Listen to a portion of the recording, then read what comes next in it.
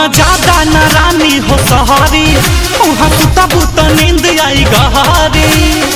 देख के टाइट कभी कोनो फाइट जाई वही में हो ठहरी।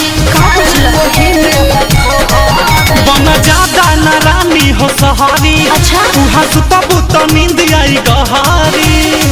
देख के टाइट कभी कोनो फाइट जाई वही में हो ठहरी। सौदा न रानी जो गाँव पुराना घायल हो जाई, सौदा न रानी जो गाँव पुराना घायल हो जाई।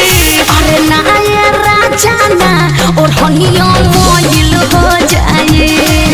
अरे ना ये करे जाऊँ ना और हनिया मोइल हो जाए।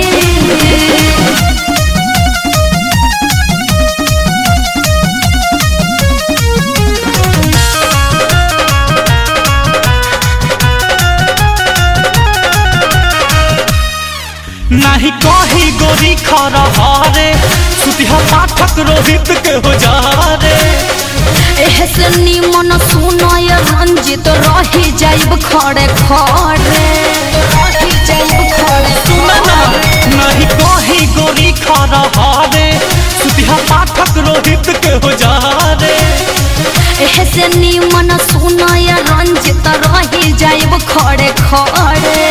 चाहबो जे दीपक पवन अपू के कायल हो जाई, चाहबो जे दीपक पवन रितेश के कायल हो जाई। अरे ना ये राजा ना और हनिया मोइल हो जाए। अरे ना ये करे जाऊँ ना और हनिया मोइल हो जाए। होता सकेत तो सुता खेत में फाइल हो जाई। अरे ना ये राजा ना और हनिया